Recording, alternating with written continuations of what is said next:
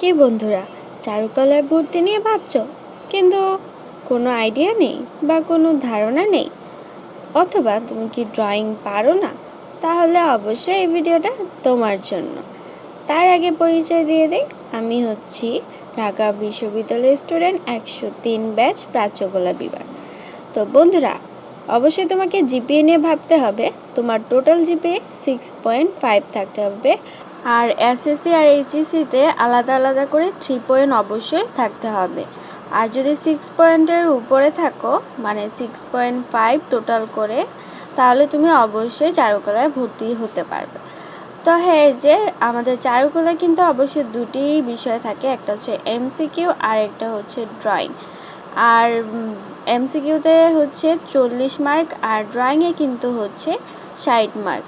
তো টোটাল হচ্ছে 100 মার্কের পরীক্ষা হয়, আর তোমার যে জিপিএ সেখানে 20 মার্ক, আর 40 মার্কে পাস করতে হয়। তো এখন আসো, আমাদের এমসিকিউতে কি কি পড়তে হবে। এমসিকিউতে অবশ্যই ইংলিশে যেগুলো তোমাকে পড়তে হবে সেগুলো তুমি দেখতেই পাচ্ছ, যেমন vocabulary, adjective, synonyms, antonyms, spelling, তারপরে হচ্ছে preposition, group verb, parts of speech, এগুলো কিন্তু তোমাকে অবশ্যই পড়তে হবে। আর তাছাড়া কিন্তু তুমি তোমার 9, 10 অথবা তোমার ইন্টারে যে বইগুলো ছিল গ্রামারের, সেগুলো অবশ্যই কিন্তু তুমি পড়তে পারো ইংলিশের জন্য।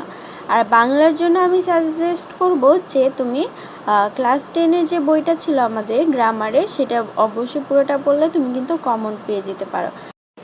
আর আমাদের সাধারণ জ্ঞানের জন্য যেটা পড়তে হবে, অবশ্যই চারুকলা রিলেটেড প্রশ্নই পড়তে হবে, যেমন শিল্প, সাহিত্য, সংস্কৃতি, ইতিহাস, ঐতিহ্য বা বর্তমান সময়ে যেগুলো ঘটছে সেগুলো কিন্তু অবশ্যই আমাদেরকে পড়তে হবে। তাহলে এর মধ্যে কিন্তু আমরা কমন পেয়ে যেতে পারি। আর এইগুলোই কিন্তু আমাদের এমসিকিউর মধ্যে ছিল। আর তাছাড়া তুমি যদি বই ফলো করতে চাও, তাহলে অবশ্যই এই চারুকলা বিচিত্রা বইটা পড়তে পারো। আর আরেকটা জিনিস যেটা অনেক বেশি ইম্পর্টেন্ট, সেটা হচ্ছে কারেন্ট অ্যাফেয়ার। প্রতি মাসে কারেন্ট অ্যাফেয়ার কিন্তু তোমাকে অবশ্যই পড়তে হবে, কারণ এই কারেন্ট অ্যাফেয়ার থেকে কিন্তু অনেক কিছু তোমার একদম ডিরেক্টলি কমন চলে আসে।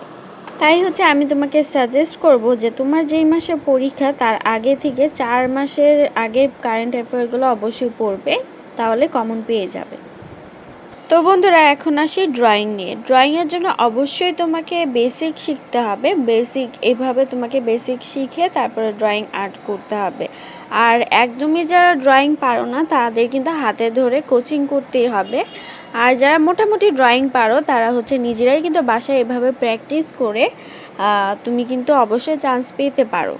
তো এই যে দেখতে পাচ্ছ, ড্রয়িংয়ের জন্য কিন্তু আমাদের অবশ্যই লাইন ড্রয়িং করতে হবে, আর পজিশনটা ঠিক রাখতে হবে, ড্রয়িংয়ের পজিশন। তার জন্য কিন্তু আমাদের কি করতে হবে, যে বডিটা থাকে, বডির আলাদা আলাদা পার্ট তোমাকে শিখতে হবে। আর হ্যাঁ, অনেকের কোশ্চেন থাকে যে ড্রয়িংয়ে কি আসবে। ড্রয়িংয়ে অবশ্যই ফিগার ড্রয়িং আসবে, তোমাকে ফিগার ড্রয়িং মাস্ট শিখতে হবে, এটা ছাড়া কোনো বিকল্প নেই। তাই তোমার প্রত্যেক দিন তোমাকে ড্রয়িং প্র্যাকটিস করতেই হবে। যে যত বেশি প্র্যাকটিস করতে পারবে, তার তত বেশি কিন্তু ভালো ড্রয়িং শেখা হয়ে যাবে। তাই অবশ্যই কিন্তু তোমার প্রতিদিন ড্রয়িং শিখতে হবে। তো বন্ধুরা, এখন আসি, আমরা যে ভুলগুলো করে থাকি সেটা হচ্ছে যে আমরা ড্রয়িংয়ে অনেক সময় কিন্তু আমরা শ্যাডো ইউজ করি। শ্যাডো দিলে কিন্তু অনেক সুন্দর লাগে ড্রয়িংটা, কিন্তু ভর্তি পরীক্ষার সময় কিন্তু এই ভুলটা অবশ্যই করা যাবে না।